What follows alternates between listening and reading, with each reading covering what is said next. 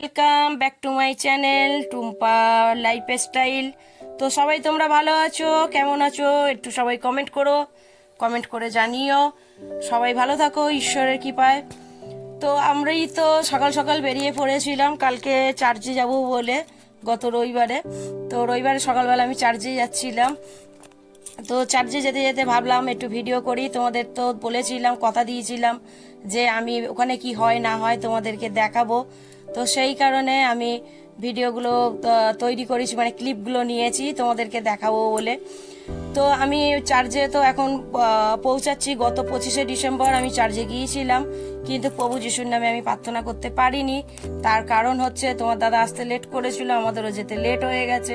সেই কারণে যে তো ওখানে পৌঁছতে লেট হয়ে গেছে, দেখি প্রার্থনা শেষ হয়ে গেছে। তো সেই কারণে তো আমি প্রার্থনা করতে পারিনি। তো কি করব, তখন ভাবলাম যে আমি রবিবার দিনকে তো প্রার্থনা হয় সকাল 9টা থেকে, আর হচ্ছে বিকেল 5:30টায়। তো বিকেলবেলা যেতে পারবো কি পারবো না জানি না, তবে রবিবার দিনকে আমি সকালবেলা যাব, গিয়ে আমি প্রার্থনা করব। তো সেই কারণে দেখো আমার গন্তব্যে আমি পৌঁছে গেছি, মানে আমার অ্যাসেম্বলিয়া গড চার্চে পৌঁছে গেছি। পৌঁছে গিয়ে এখন আমি আমার চার্চে প্রবেশ করছি। তো চার্চের ভেতরে এবার কি হয় না হয় তোমরা সবটাই দেখতে পাবে। তো আমি তো এখান থেকে প্রভু যিশুর পবিত্র আত্মাটা আমি পেয়েছি। সেই কারণে আমি এখানে সারা বছর যেতে পারি আর না পারি, আমি কিন্তু 25শে ডিসেম্বর এখানে আমি যাই, গিয়ে আমি জেসুসের নামে প্রার্থনা করি। এবং এখানে প্রার্থনা করলে পারে যে একটা আত্মায় বলো, শরীরে বলো, মনে বলো, যাই বলো না কেন, আলাদা একটা অনুভূতি অনুভব করা যায়। এবং আলাদা ফিলিংস একটা ওখানে খুবই পাওয়া যায়, যে ঈশ্বর বলে কেউ ওখানে আছে সেটা বুঝতে পারা যায়। শুধু আমি পবিত্র আত্মায় আছি বলে যে আমি বুঝতে পারি সেটা নয়, সাধারণ মানুষ গেলেও ওখানে বুঝতে পারবে। তো তোমরা যদি কেউ যেতে চাও তো ওখানে অবশ্যই তোমরা যেও। তো এটা হলো মল্লিক বাজার। মল্লিক বাজার থেকে ডাকে একটু এগিয়ে গেলে ওখানে গিয়ে জিজ্ঞাসা করলে যে কেউ এই চার্চ দেখিয়ে দেবে। খুবই ভালো এখানে।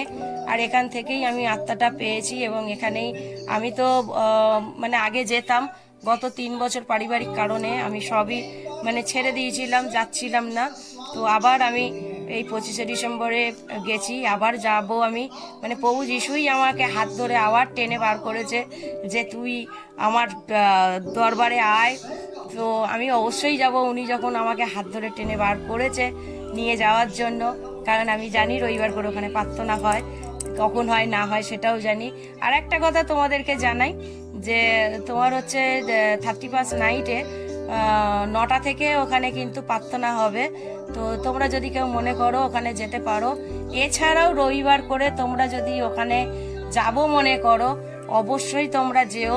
এখানে আলাদা তুমি একটা ঈশ্বরের অনুভূতি অনুভব করবে।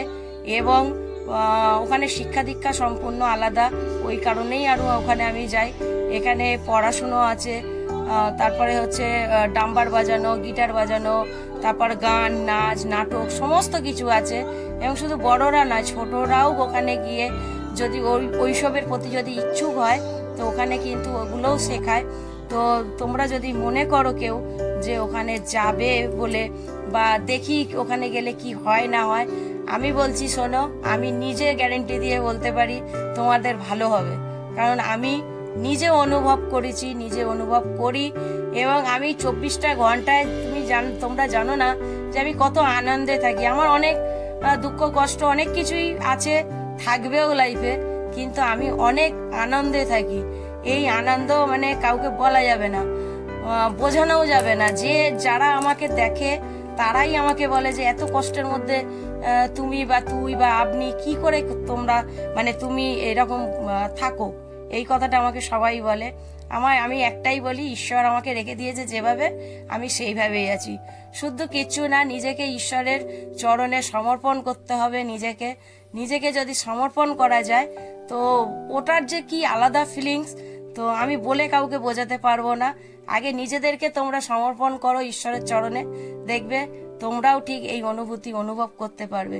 এবং এই পৃথিবীতে ঈশ্বর বলে যে এখনো আছে, তো সেটাও তোমরা সবাই